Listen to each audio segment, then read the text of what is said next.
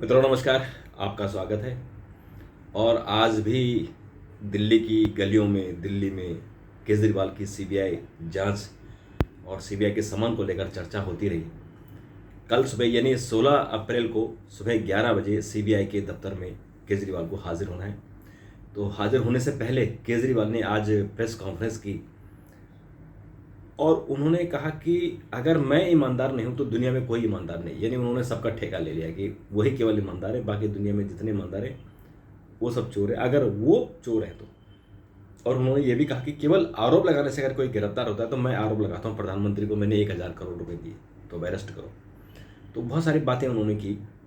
और अब इसमें सवाल है कि जो कल सुनवाई होगी 16 अप्रैल को, उस सुनवाई में सीबीआई ने जो आबकारी नीति थी दिल्ली सरकार की 2020-21 की, जिसको मनीष सिसोदिया लेकर आए थे। असल में कोई भी नीति होती है वो कैबिनेट की अप्रूवल के बिना नहीं होती। मंत्रालय एडमिनिस्ट्रेटिव डिसीजन लेते हैं लेकिन पॉलिसी डिसीजन नहीं लेते। पॉलिसी डिसीजन के लिए कैबिनेट में जाना पड़ता है।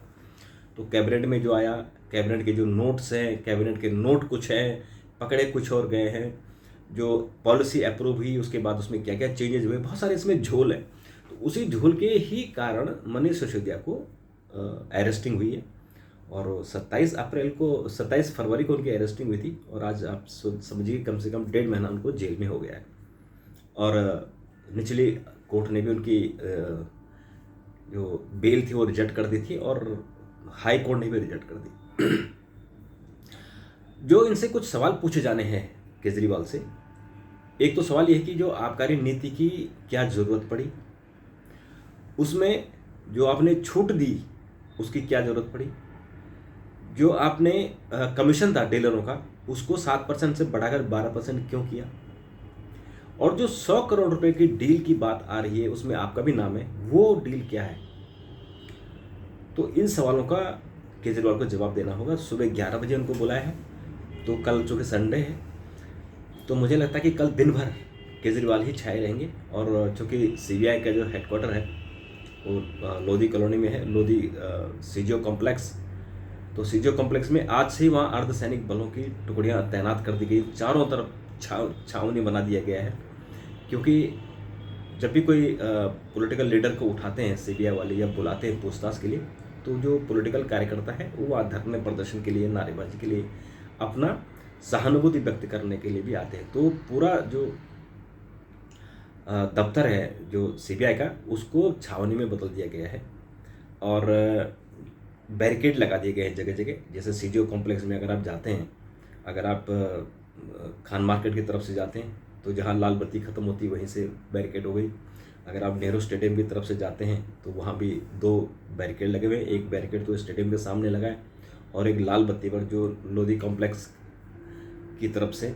और अगर हम निजामुद्दीन की तरफ से बात करें तो निजामुद्दीन की तरफ से वो पूरा रास्ता को ब्लॉक कर दिया गया है।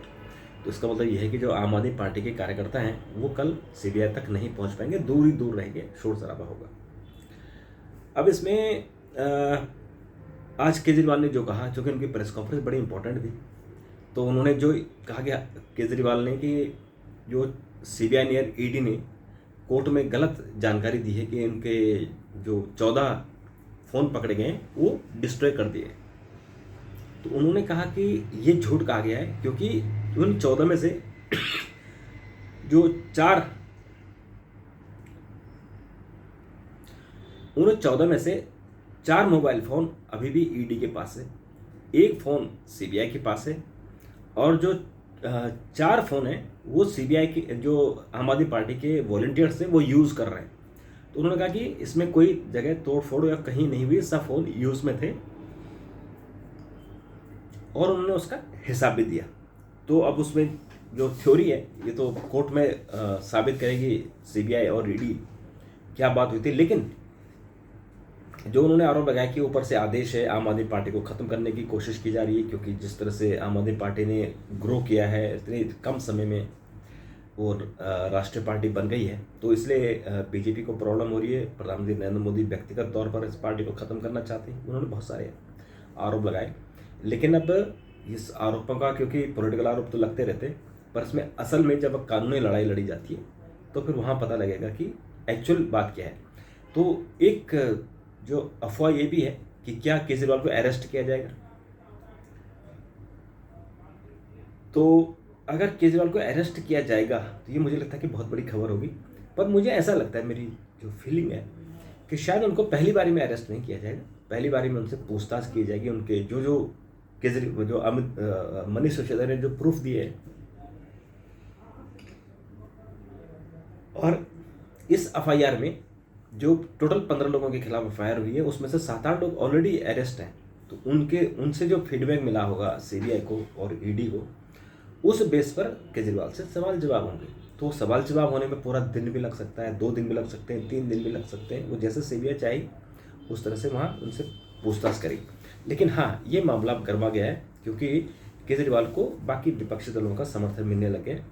आज कांग्रेस के अध्यक्ष मल्लिकार्जुन खड़गे ने फ़ोन किया केजरीवाल को और अपनी सहानुभूति व्यक्त की और अपनी सॉलिडेरिटी यानी अपनी एकता एकजुटता साथ उन्होंने बताया कि हम आपके साथ हैं। और जो तमिलनाडु के मुख्यमंत्री हैं स्टॉलिन, उन्होंने भी केजरीवाल के प्रति अपनी एकजुटता दिखाई है। और चूंकि अभी कांग्रेस कोशिश कर रही है कि लोकसभा चुनाव तक विपक्ष का एक मोर्चा बन जाए, तो मुझे लगता है कि अन्य जो विपक्षी दल हैं वो भी शायद केजरीवाल का समर्थन करेंगे। और अंदर चाहे कुछ भी हो, लेकिन बाहरी तौर पे तो बोल ही सकते हैं, केजरीवाल की मदद कर ही सकते हैं उनके लिए, जो भी होगा। तो कल अब देखते हैं कि इसमें केजरीवाल का क्या सीबीआई का रुख रहता है, क्या उनको अरेस्ट किया जाएगा, क्या उनको फिर दोबारा पूछताछ के लिए बुलाया जाएगा। क्योंकि केजरीवाल ने सोमवार को विधानसभा का सत्र बुला दिया है। तो विधानसभा का सत्र वो एक दिन के लिए बुलाते हैं और केंद्र सरकार को, मोदी को, सबको गाली देके और फिर उसको बंद कर देते हैं। तो केवल एक दिन का या 2 दिन का ही बुलाते हैं।